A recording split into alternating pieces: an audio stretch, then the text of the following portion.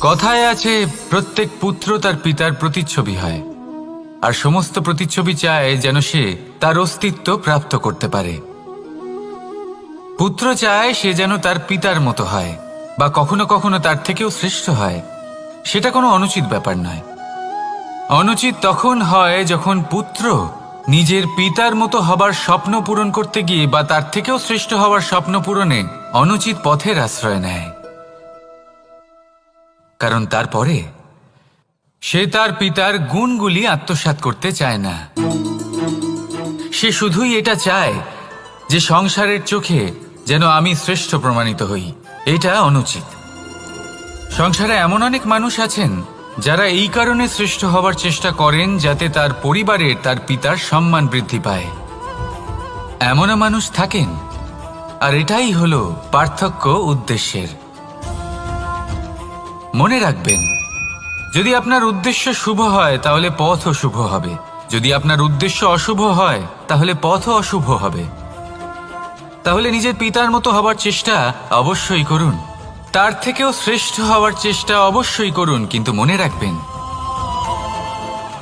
আপনার সংকল্প আর আপনার উদ্দেশ্য এই দুই শুভ হওয়া উচিত। তাহলে আসুন আর আমার সাথে ভালোবেসে বলুন, রাধা রাধা। শক্তি শক্তি অর্জন করা এতটা কঠিন নয় যতটা শক্তি লাভ করার পরে সেই শক্তি সামলানো কঠিন হয়। কারণ যেই মানুষ শক্তি লাভ করে তার মনে গর্ববোধ জন্মায়, জন্মায় অহংকার, জন্মায় জেদ। তাই শক্তি প্রাপ্ত করার সাথে বিনম্র থাকাও অত্যন্ত আবশ্যক। আর এটা আমাদের শেখা উচিত বৃক্ষের থেকে। বৃক্ষ যা আমাদের ফল দেয়, বৃক্ষ যা যত ফল দেয় ততটাই ঝুঁকে যায়। আমরা পাথর মারি ওই বৃক্ষের থেকে ফল প্রাপ্ত করার জন্য। সেই পাথরের মার সহ্য করেও বৃক্ষ আমাদের ফল দেয়। কোনো গর্ববোধ নেই, কোনো অহংকার বোধ নেই, আর সেই জন্য এই বৃক্ষের পুজো করা হয়। এটাই হলো মাহাত্ম্য শক্তির সাথে বিনম্রতার। যদি এই শক্তি সৃজন করে থাকে, সাহায্য করে থাকে, সম্বল হয়ে থাকে, তবেই সেই শক্তি উপযুক্ত। আর নয়তো সেই শক্তি একদিন আপনাকে আসক্ত অবশ্যই করবে। তাহলে শক্তি অবশ্যই অর্জন করুন, কিন্তু তার সাথে সেই শক্তি সামলানোর মতো বিবেকও আপনাকে অবশ্যই জাগ্রত করতে হবে। তাহলে আসুন আমার সাথে ভালোবেসে বলুন, রাধা রাধা। শক্তি এক অত্যন্ত বিচিত্র বস্তু, বা বলতে পারেন অনুভূতি। পিতা সবসময় চান যেন তিনি তার শক্তি পুত্রকে সঁপে দিতে পারেন, যাতে সে শক্তিশালী হয়, যাতে তার মঙ্গল হয়। তার পুত্র সবসময় চায় যাতে সে পিতার সেই শক্তি লাভ করে, কিন্তু সেই শক্তি লাভ করার জন্য পুত্র হওয়া যথেষ্ট নয়, যোগ্য পাত্র হতে হয়। আসুন আপনাকে সহজে বোঝাই। যদি আপনি সুপাত্র হন আর আপনাকে শক্তি দেওয়া হয়, তাহলে আপনি সেই শক্তির গুরুত্ব বুঝবেন, কোথায় সেই শক্তি প্রয়োগ করা উচিত সেটা বুঝবেন। আর এটা যেহেতু অর্জন করা শক্তি হবে, সেই শক্তির অপব্যবহার হবে না। কিন্তু যদি এই আপনি কুপাত্র হন আর যদি আপনাকে এই শক্তি দেওয়া হয়, তাহলে কি হবে? দেখতে গেলে এই শক্তি আপনি দান হিসেবে পেয়েছেন, তাই না আপনি এই শক্তির গুরুত্ব বুঝবেন, আর না এর প্রয়োগ আপনি জানবেন। তার অপব্যবহার হওয়া সুনিশ্চিত। তাই যদি আপনি কোনো শক্তি অর্জন করতে চান, তাহলে আগে তার যোগ্য হয়ে উঠুন। পুত্র নয়, পাত্র হয়ে উঠুন। আর আমার সাথে ভালোবেসে বলুন, রাধা রাধা। মানুষ নিজের জীবনে ঈশ্বরকে খুব মান্য করে, ওনার জন্য কি না করে। ভিন্ন ভিন্ন নামে তাকে স্মরণ করে, তাকে পুজো করে, তার আরাধনা করে। সে জানে যে ঈশ্বর তাকে শক্তি অবশ্যই দেবেন, তাকে সাহায্য অবশ্যই করবেন। কিন্তু যখন প্রশ্ন আসে গুরু এবং ঈশ্বরের, তখন গুরুর মান কখনো কম হওয়া উচিত নয়। কারণ সত্যি বলতে কি, গুরুই হলেন সেই সিঁড়ি যা বেয়ে আপনি ঈশ্বরের কাছে পৌঁছানোর পথ খুঁজে পাবেন। সেই পথ আপনি গুরুর থেকেই পাবেন। গুরু না থাকলে আপনি কখনো ঈশ্বর লাভ করতেই পারবেন না। আর জীবনে অনেক সময় লক্ষ্যের থেকেও অনেক বেশি গুরুত্বপূর্ণ হলো পথ। তাই এই পথের সম্মান করতে শিখুন, অর্থাৎ গুরুকে সম্মান করতে শিখুন, কারণ গুরুই হলেন পরমেশ্বর। তাহলে আসুন আর আমার সাথে ভালোবেসে বলুন রাধা রাধা। আপনার জীবনে আপনার প্রকৃত বন্ধু আসলে কে? আপনার সব থেকে শ্রেষ্ঠ মিত্র আসলে কে? তিনি যিনি সময় এলে পরে আপনাকে সাহায্য করেন, নাকি তিনি যিনি সময় এলে পরে আপনাকে অর্থ দেন? দেখুন, আমরা হলাম মানুষ, আমাদের জীবনে লেনদেন চলতেই থাকে। এটা আমাদের জীবনের অভিন্ন অংশ। কিন্তু অনেক সময় এমন হয় যে আমরা তাকেই নিজের প্রকৃত বন্ধু বলে মনে করি, যিনি আমাদের একটা বহুমূল্য উপহার দেন, ঠিক কিনা? এবার আপনার জীবনে সেই বহুমূল্য উপহার কোনটা, ওই অমূল্য মিত্র আসলে কে, সেই সিদ্ধান্ত হলো আপনার। কিন্তু যদি আপনি আমাকে জিজ্ঞেস করেন, তাহলে আমার মতে স্বর্ণ, হিরে, মুক্ত, ধন এগুলো বহুমূল্য নয়। বহুমূল্য হলো সঙ্গ, যখন আপনি একা হয়ে যাবেন; সময়, যখন আপনার তাকে প্রয়োজন হবে; সমর্পণ, যখন আপনার বিশ্বাসের প্রয়োজন পড়বে। যে মানুষ আপনার প্রতি এই 3 গুণ প্রদর্শন করেন, যিনি আপনার কঠিন সময়ে আপনাকে অবশ্যই সঙ্গ দেবেন, যখন আপনার প্রয়োজন পড়বে আপনাকে অবশ্যই সময় দেবেন, আপনার প্রতি সম্পূর্ণ সমর্পিত থাকবেন, সেই হলো আপনার আসল মিত্র, সেই হলো আপনার প্রকৃত বন্ধু। কারণ সত্যি বললে, বন্ধুত্বের অর্থই হলো নিজেকে সম্পূর্ণরূপে কারোর কাছে সমর্পণ করে দেওয়া। তাই আপনার সেই বন্ধুর জন্য নিজের প্রাণ উজাড় করে দিন, আর ভালোবেসে বলুন রাধা রাধা। নিয়তি। রাধা আমাকে বলে, কৃষ্ণ, যদি তুমি জানো যে নিয়তিতে কি আছে, তাহলে তাকে বদলে দাও না কেন? মহাদেব আমাকে বলেন যে শ্রীকৃষ্ণ, যদি আপনি এটা জানেন যে সাম্বের নিয়তি এটাই, তাহলে আপনি তাকে বদলানোর চেষ্টা কেন করেন? কেন?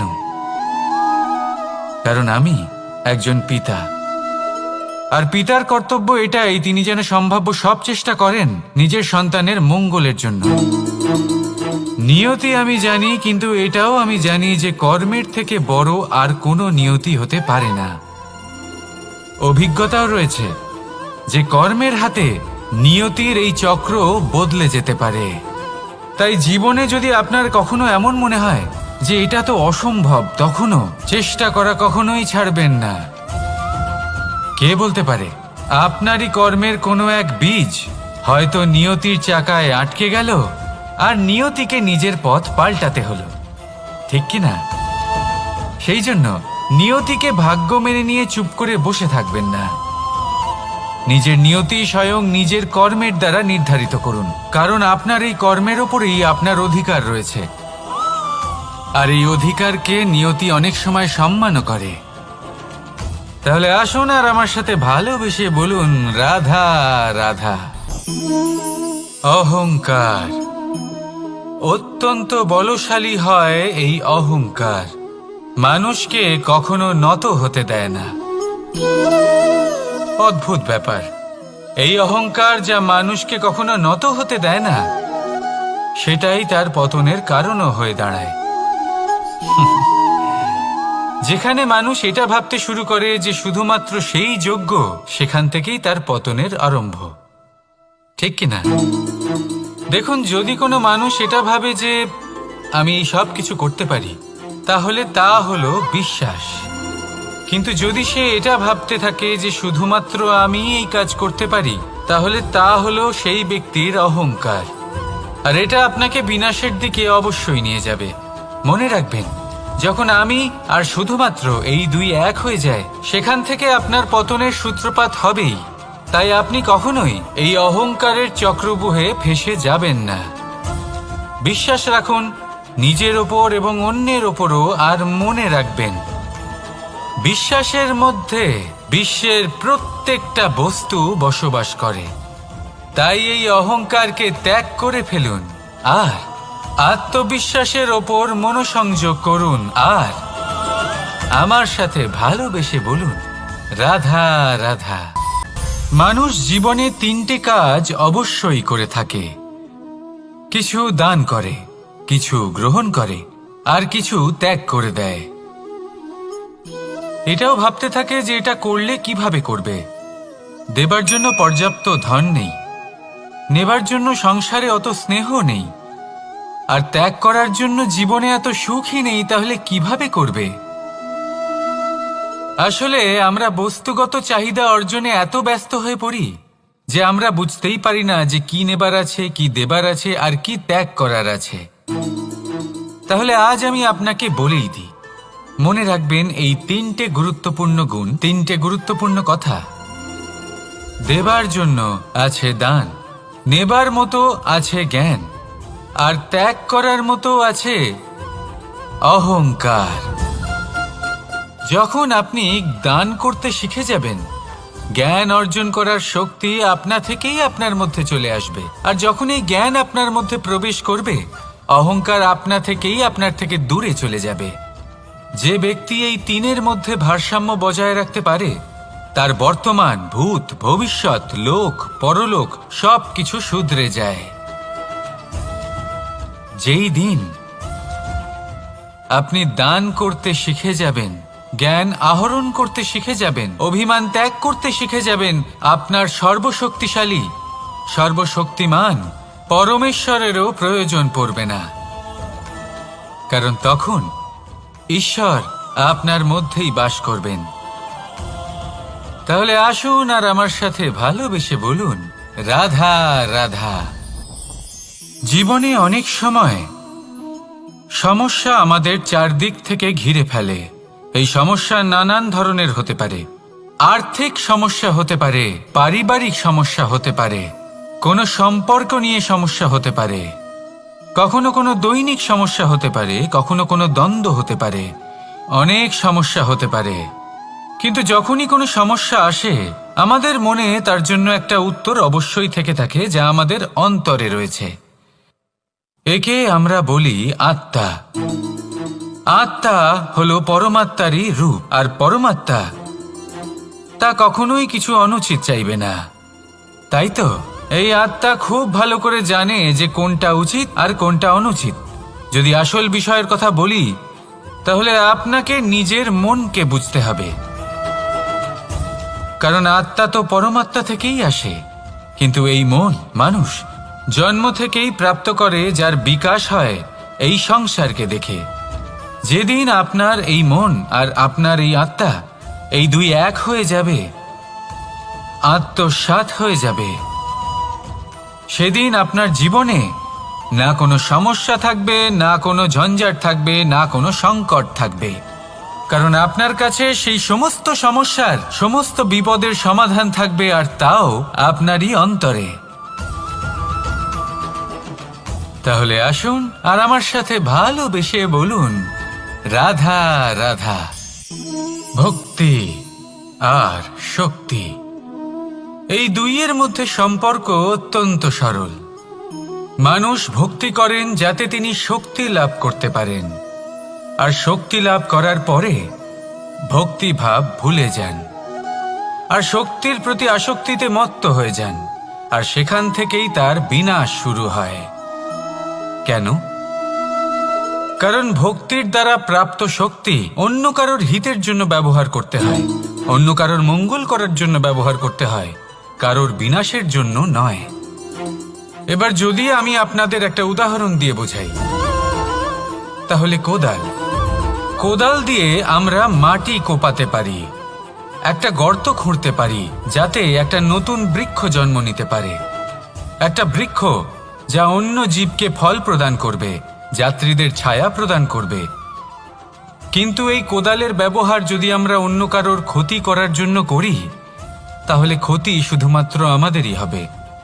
তাই জীবনে যদি আপনি কোনো শক্তি লাভ করেন, হয়তো ভক্তির দ্বারা বা অন্য যেখান থেকেই হোক, তার সদ্ব্যবহার করতে শিখুন, নয়তো এই প্রাপ্ত শক্তি আপনার পতনের কারণ হয়ে দাঁড়াবে।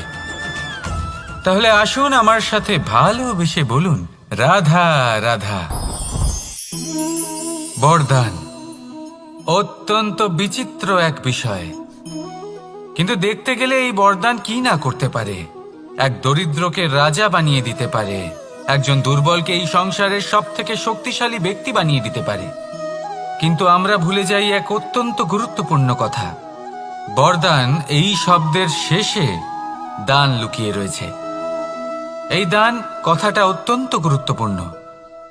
আমাদের মনে রাখা উচিত এই বরদান আমরা দানে পেয়েছি, আর তাই তার সম্মান করা উচিত, কখনোই অহংকার করা নয়। আর যে ব্যক্তি বরদান পেয়ে অহংকার করেন তার যা ক্ষতি হয় তা হলো এই বরদান তার থেকে কেড়ে নেওয়া হয়। বর অর্থাৎ শ্রেষ্ঠ, অর্থাৎ বরদানের অর্থ হলো একটা শ্রেষ্ঠ দান, এবং তার ব্যবহার যদি আপনি কারোর ক্ষতি করার জন্য করেন তাহলে ক্ষতি শুধুই আপনার হবে। তাহলে এই বরদানের সম্মান করুন, উচিত পথে চলুন, আর উচিত উদ্দেশ্য নিয়ে এর ব্যবহার করুন, সব কিছু ভালোই হবে। তাহলে আসুন আর আমার সাথে ভালোবেসে বলুন রাধা রাধা। পিতা আর পুত্রের সম্পর্ক অত্যন্ত মধুর হয়ে থাকে। পিতা স্বপ্ন দেখেন, তাকে পূর্ণ করার সকল সম্ভাব্য চেষ্টা করেন, কিন্তু তাও অনেক সময় ওনার স্বপ্ন অপূর্ণ থেকে যায়। তখন পিতা ভাবেন যে স্বপ্ন উনি পূর্ণ করতে পারেননি ওনার সন্তান তা অবশ্যই পূরণ করবে।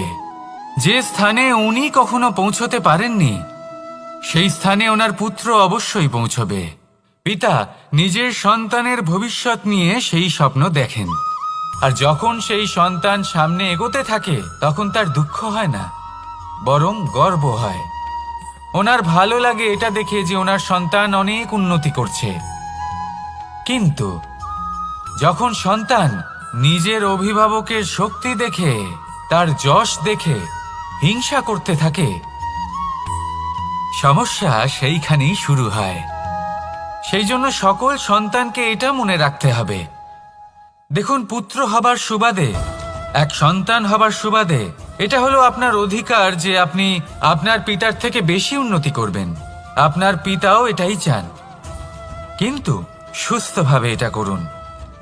একটা রেখা টেনে নিন যাতে আপনি তাতে এগোতে পারেন আর আপনার পিতার তাতে গর্ববোধ হয়, আর সেই বিষয়ে দুঃখ না হয় যে আমার সন্তান আমাকেই ছোট করার চেষ্টা করছে। ইতিহাস সাক্ষী রয়েছে, যে মানুষ অন্য কাউকে ছোট করার চেষ্টা করেছেন সেই মানুষই ছোট হয়ে গেছেন। আর আমার মনে হয় না আপনি এটা চান, কারণ কোনো একদিন আপনিও কারোর পিতা হবেন। আসুন আমার সাথে ভালোবেসে বলুন রাধা রাধা। সাথী, সাথী এই শব্দটির ব্যাখ্যা কে কিভাবে করে? মিত্র, সখা, বন্ধু, কিন্তু অর্থ একটাই।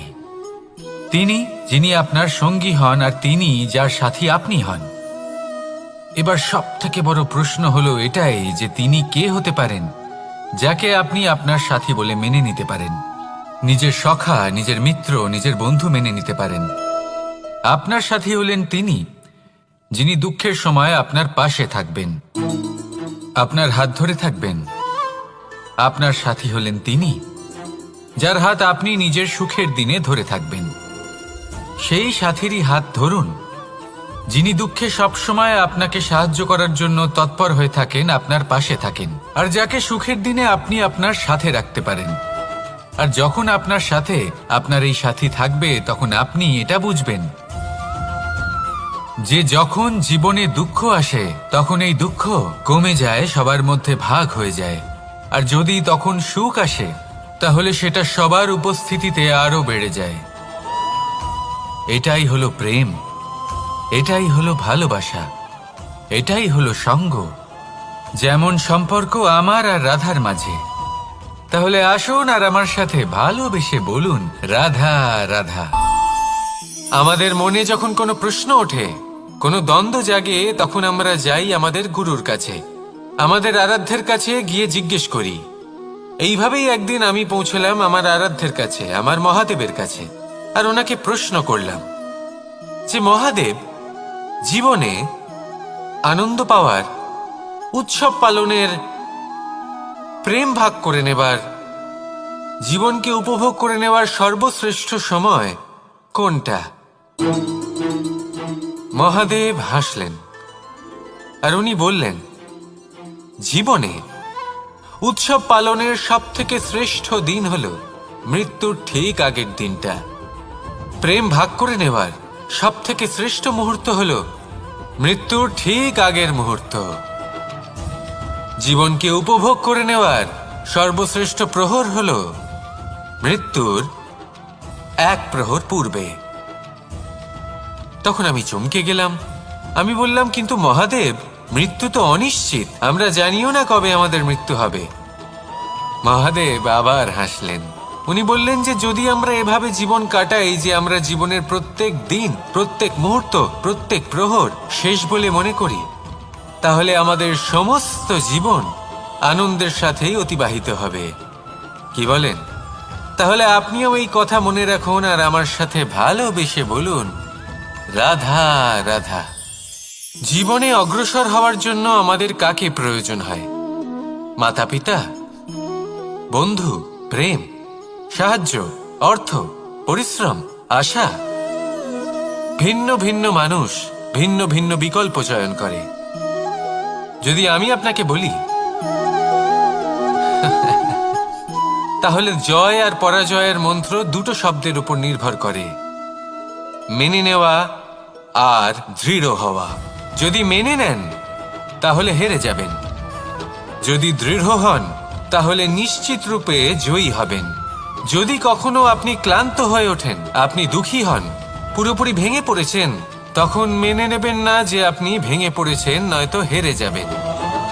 তখন উল্টে স্থির করবেন যে যাই হয়ে যাক না কেন, আমি জয়ী হবই।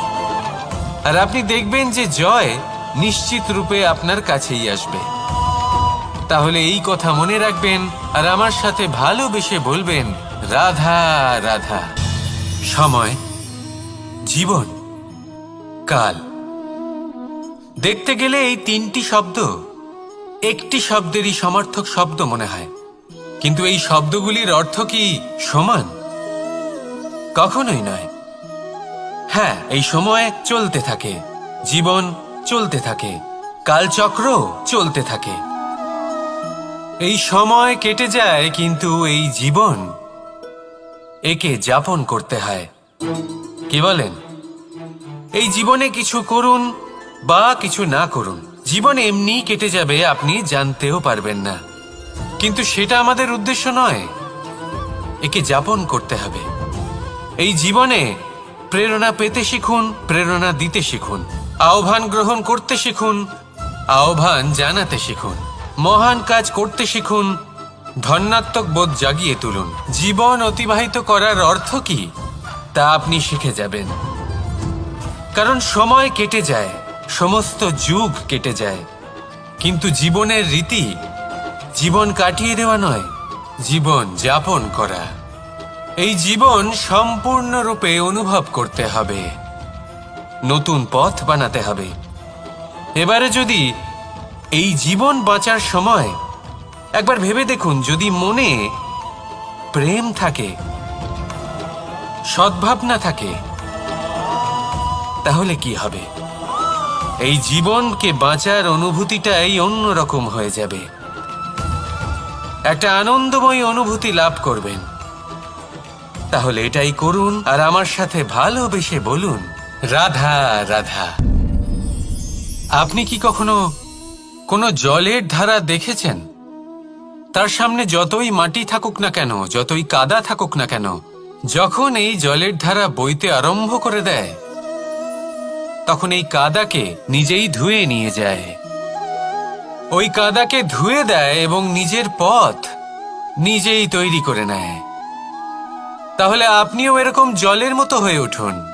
যদি হয়ে উঠতে পারেন, তাহলে নিজের মনের, নিজের ভাবনার, নিজের জীবনের যত অনাবশ্যক তত্ত্ব আছে, অনুপযোগী অংশ রয়েছে, অর্থাৎ অপরিষ্কার অংশ রয়েছে, তা নিজে থেকেই নির্মল হয়ে উঠবে।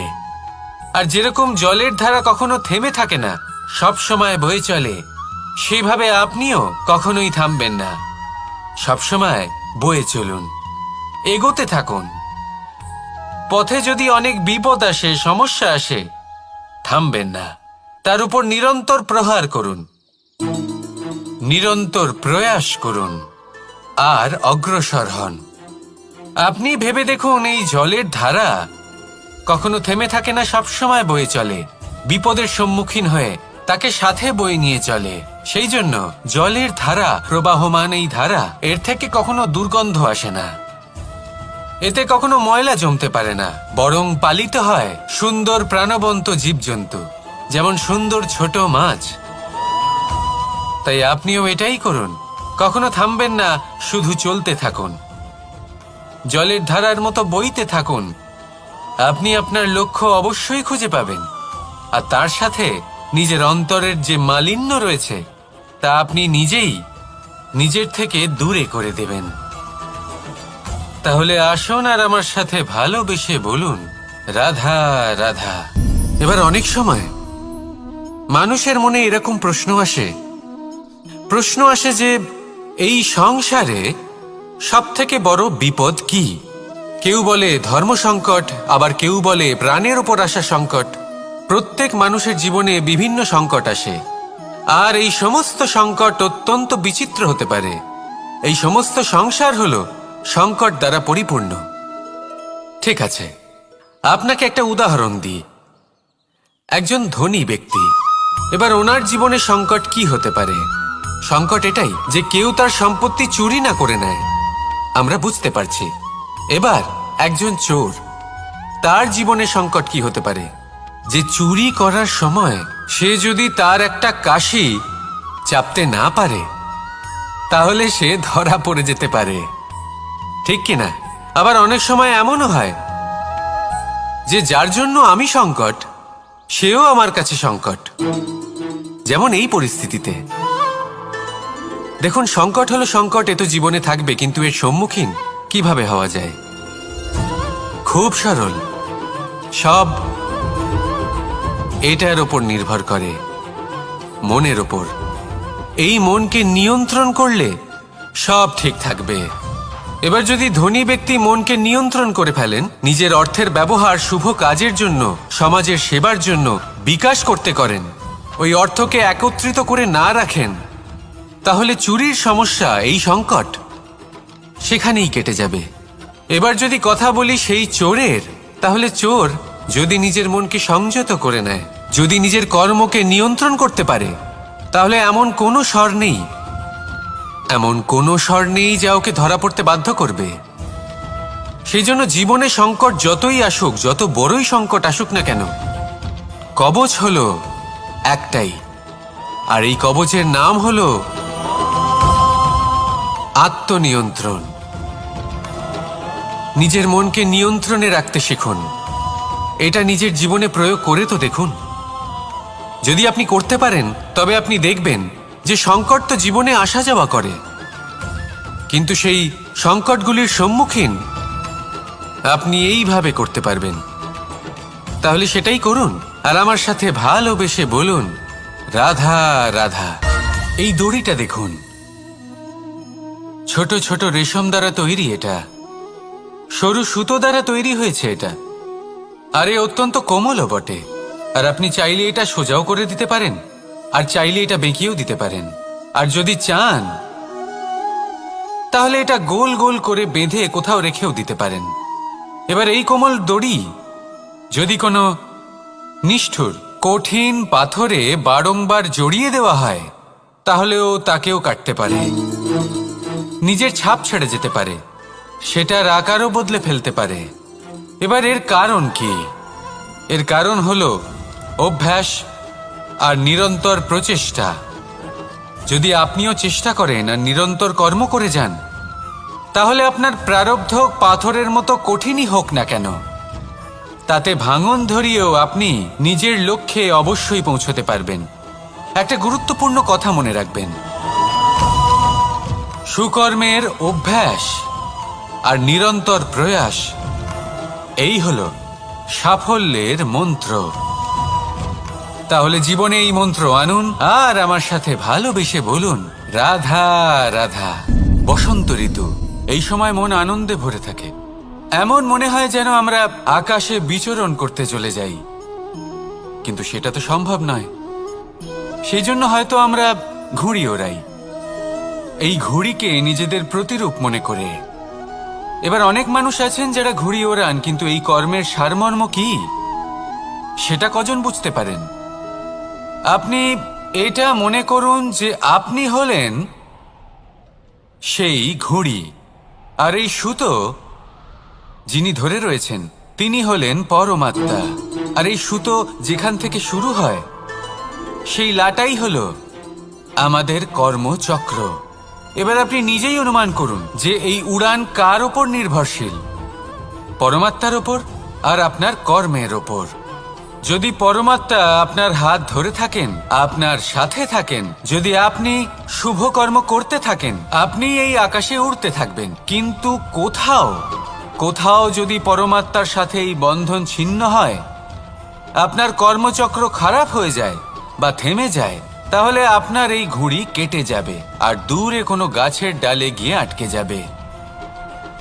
তাই শুধুমাত্র ঘুড়ি ওড়াবেন না, তার থেকে শিখুন, পরমাত্মার সাহচর্যে থাকুন, সবসময় শুভ কর্ম করতে থাকুন আর সবসময় এই আকাশে উড়তে থাকুন। আসুন আর আমার সাথে ভালোবেসে বলুন, রাধা।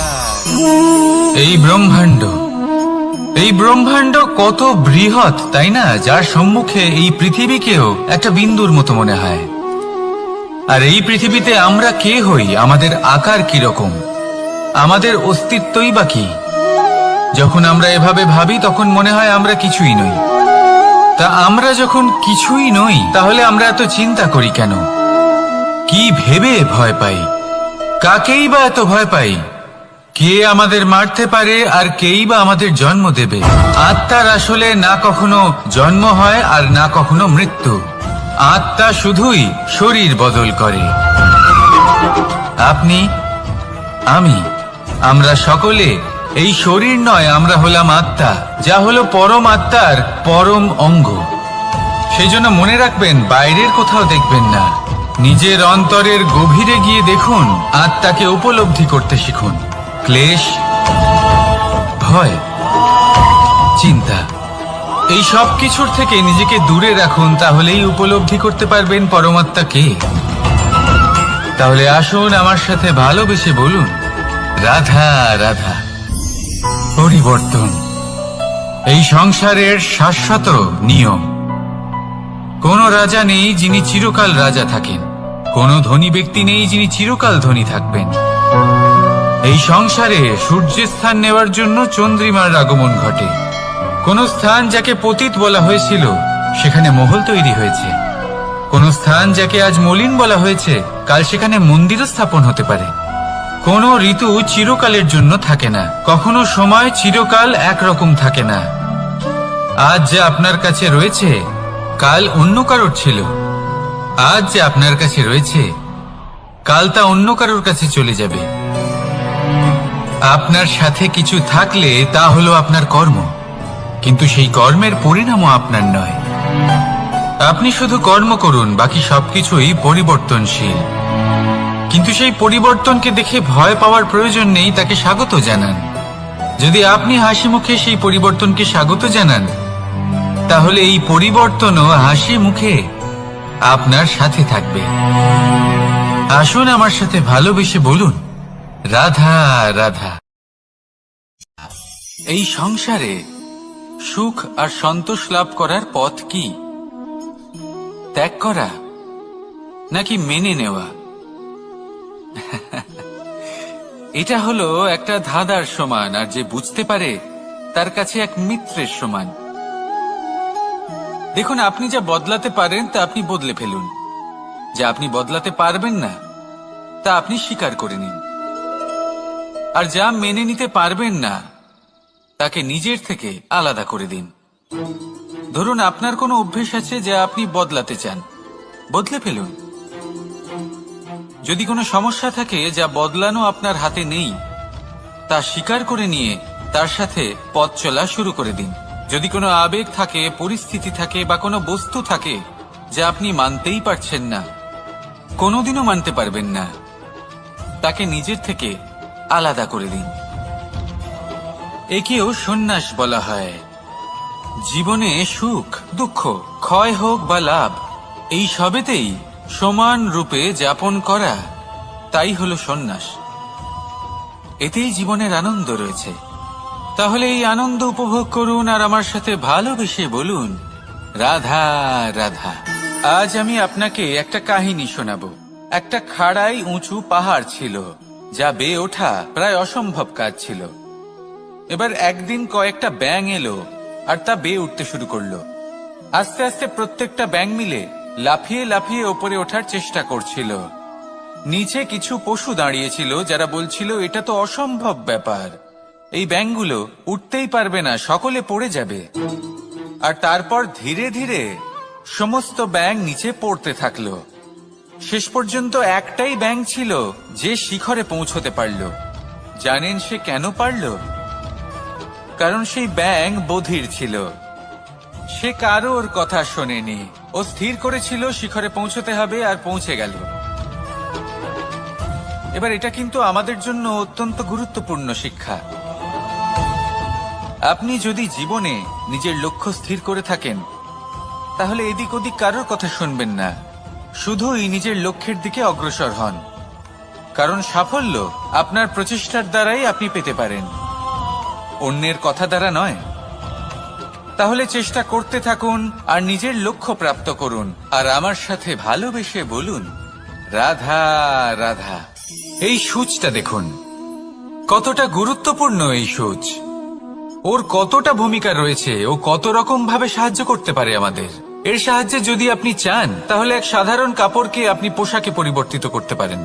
আপনি যদি চান, তাহলে অনেক ফুল একসাথে নিয়ে একটা মালা বানিয়ে ফেলতে পারেন, বা অলংকার বানিয়ে ফেলতে পারেন।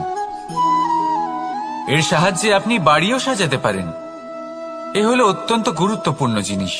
কিন্তু আপনি ভাবুন, যদি এই সূচে এই ছিদ্রই না থাকে, যদি এর সাথে এই সুতোই না জোড়া যায়, তখনও কি এটা এতটাই গুরুত্বপূর্ণ থাকবে? কখনোই না। তখন এটাকে কাউকে কষ্ট দেওয়ার কাজে লাগানো যেতে পারে। দেখুন, একটা অত্যন্ত গুরুত্বপূর্ণ কথা আপনাকে মনে রাখতেই হবে। যে কোনো বস্তু একা তার গুরুত্ব হারিয়ে ফেলে, কোনো কিছুর সাথে তার সম্মান বেড়ে যায়, তার গুরুত্বও বেড়ে যায়। এটা মানুষের ক্ষেত্রেও প্রযোজ্য। যদি আপনি সামনে এগোতে থাকেন এবং একাই এগোতে থাকেন, তাহলে আপনি যাই করে নিন না কেন, আপনি সেই প্রেম, সেই সম্মান, সেই সম্বল পাবেন না। কাউকে নিজের সাথে নিয়ে চলুন, আপনারও মান বাড়বে। কাউকে তার যোগ্য স্থান দিন, আপনারও সম্মান বাড়বে।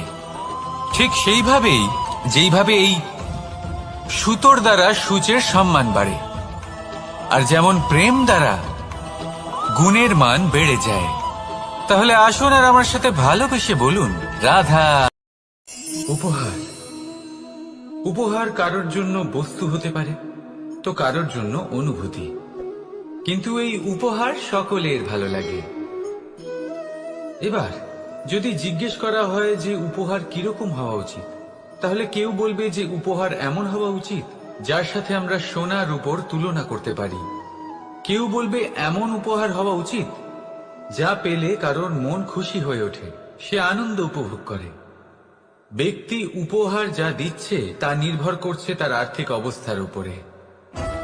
কিন্তু উপহার যাই হোক না কেন, তাতে একটা অনুভূতির অভাব কখনোই থাকা উচিত নয়। আর সেই অনুভূতি হল ভালোবাসার অনুভূতি। তাই মনে রাখবেন, ভালোবাসার থেকে বড় উপহার আর কিছুই নেই। আর যদি ভালোবাসার এই উপহার আপনি লাভ করেন, তার থেকে বড় আর কোনো সম্মান নেই। রাধা রাধা।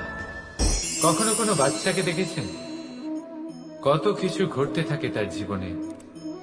শৈশব থেকে বেড়ে ওঠা অবধি অসংখ্য অনুভূতি অনুভব করে সে। কখনো পড়ে যায়, কখনো আহত হয়, কখনো জ্ঞান লাভ করে, কখনো কষ্ট সহ্য করে তো কখনো আনন্দ উপভোগ করে, কিন্তু মনে রাখে সে শুধুমাত্র আনন্দের মুহূর্তগুলি। এবার শুধু একবার আপনার জীবনের প্রারম্ভের দিকে তাকিয়ে দেখুন, আপনার শৈশবে তাকিয়ে দেখুন। আপনি দেখবেন বেশিরভাগ যেসব স্মৃতি আপনার মনে আছে সেগুলি সমস্ত ভালো মুহূর্তের, খারাপ মুহূর্তের নয়। সেই জন্য শৈশব সব থেকে সুখী হয়, এতে নিশ্চিন্ত থাকা যায়। সেই জন্য আজ আপনি যতই বড় হয়ে উঠুন না কেন, খারাপ স্মৃতি, খারাপ ঘটনা সব ভুলে যাওয়ার চেষ্টা করুন। একবার খারাপ ঘটনা ভুলে যাওয়ার অনুভূতি আপনার হয়ে গেলে তখন মনে রাখবেন, যতই কঠিন পরিস্থিতির মুখোমুখি আপনাকে হতে হোক, তার মোকাবিলা করতে আপনি সক্ষম। রাধা রাধা।